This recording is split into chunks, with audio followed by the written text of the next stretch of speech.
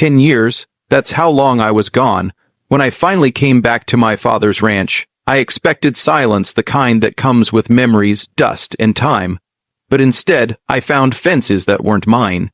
Cameras mounted on my gates, and a giant sign that said, "Private HOA property trespassers will be arrested."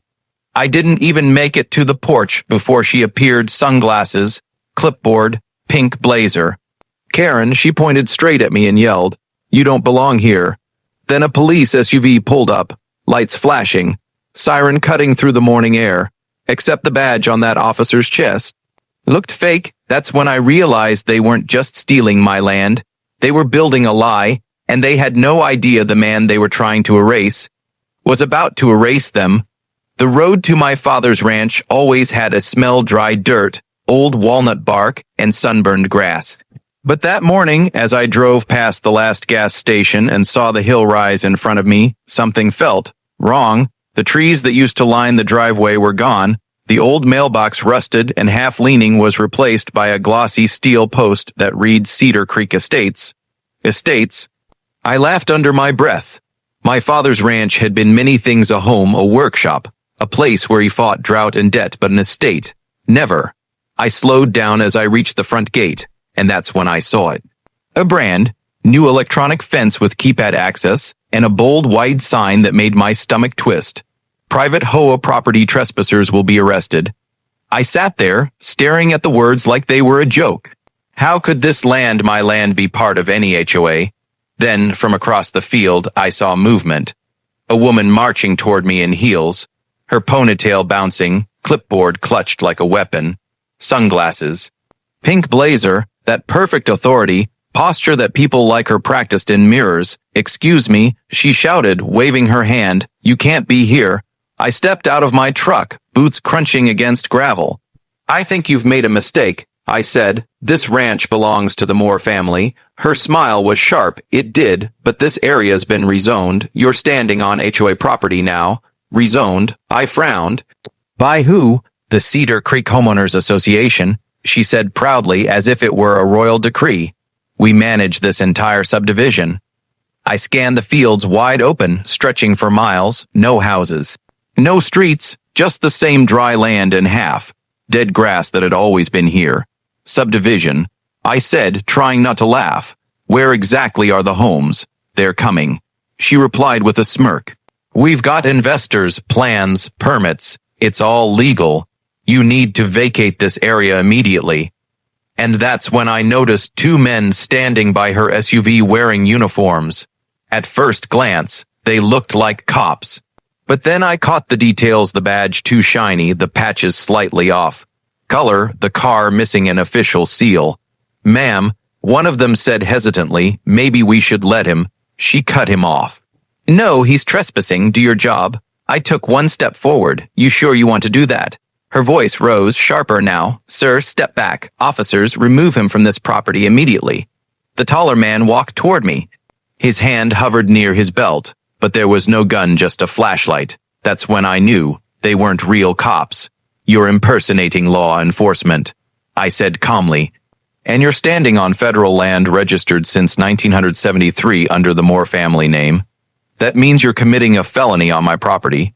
Karen blinked, her confidence cracking. "That's ridiculous. We have the paperwork." "Then show me," I said. "Right here, right now." She hesitated, looking back at the fake cops. Neither of them moved. The air went still. "You have 30 seconds to step off this land," I said, my voice low but steady. "After that, I call the sheriff, and when he comes, he's going to ask why you're running an HOA on land you don't own." Her jaw tightened. "You think you can scare me?" I smiled faintly. "No, I'm just giving you the same courtesy you never gave anyone else a warning." The taller fake cop muttered something to her. She cursed under her breath and stormed off toward her car. The two men followed. As their SUV disappeared down the road, I stood there, staring at the sign again. HOA property, arrested, control. 3 words that didn't belong on this soil. And that's when I realized this wasn't about land anymore. It was about power. And if they thought I was going to roll over and walk away from my father's legacy, they were about to learn how wrong they were. The next morning, I walked the property line what used to be mine. The air smelled of dust and dried grass, but the silence was wrong. The old stillness I remembered was gone, replaced by the faint hum of generators and hammering in the distance. When I reached the far ridge, my heart dropped. They weren't bluffing. Just half a mile away, bulldozers were digging trenches, leveling ground, marking plots with orange flags. Trucks rolled through clouds of dirt while workers pounded metal stakes into my soil. Cedar Creek Estates, it wasn't a plan anymore. It was happening. And the person standing in the middle of it all, barking orders, clipboard in hand, was Karen. I stayed hidden behind the fence, watching her like a ghost from another life. She had men in hard hats following her every word. You'd think she owned the entire world by the way she carried herself. She was playing the part of power, and for now, she was winning. I wanted to storm down there to scream to stop the machines. But anger doesn't win wars, patience does. My father taught me that.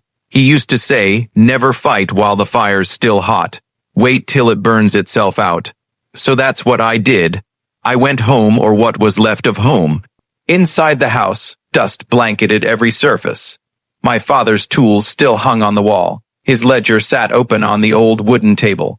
Every page was filled with numbers, acres, boundaries, signatures, county stamps. And in the very last entry, written in faded ink, were 3 words, do not sell. I smiled. I won't, Dad. I whispered, but they already think they bought it.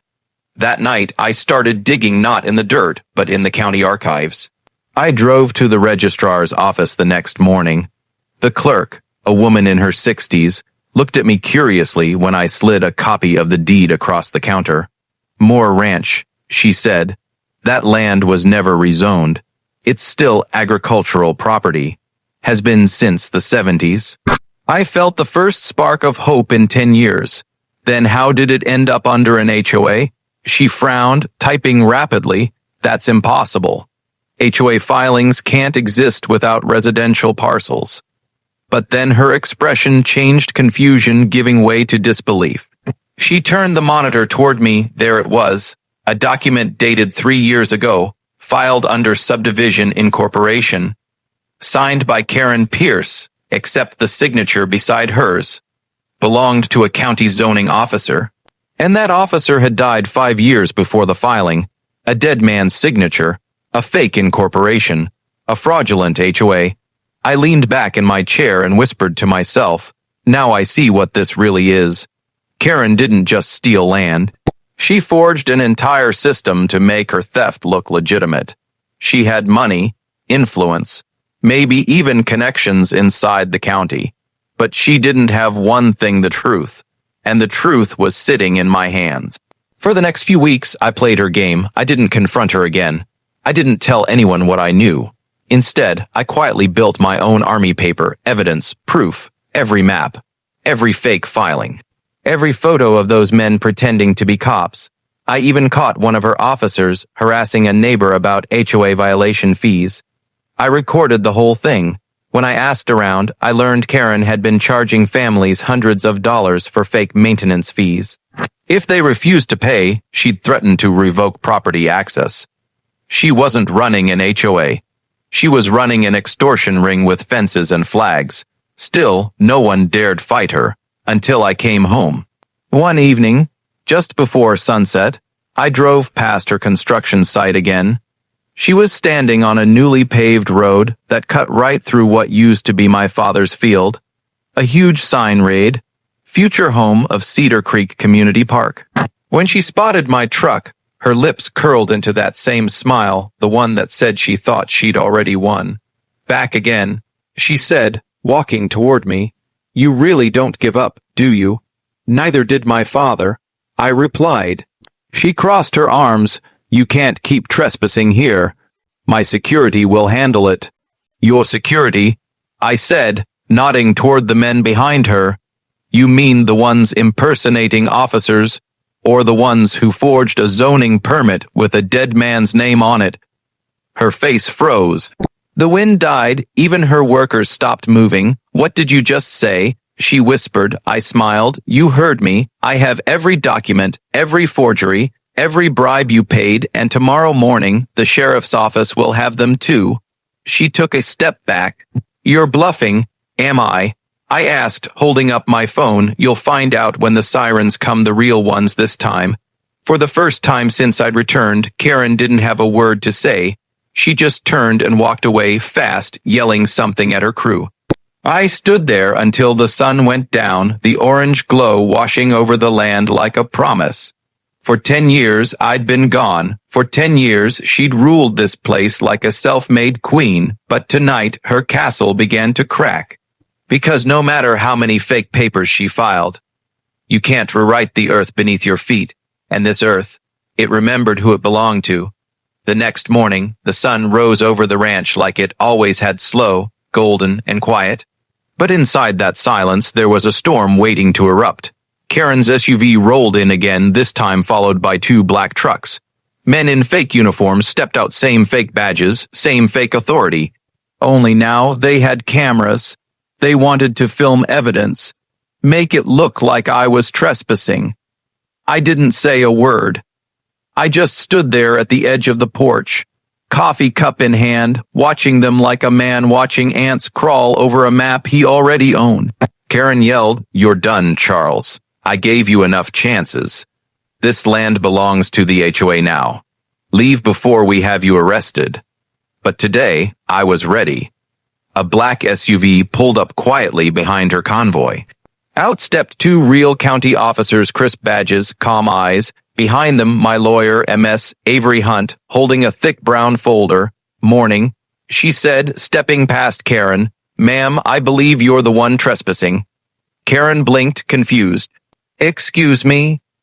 Avery smiled, the kind of smile lawyers practice in mirrors before they ruin someone's week. "You've been illegally occupying, modifying, and attempting to sell property that doesn't belong to your association. This land, every inch of it, is still owned by Mr. Charles Moore. We have the original deeds, court, verified, and a judge's injunction with your name on it." Karen's face turned pale. The fake cops glanced at each other, their confidence draining.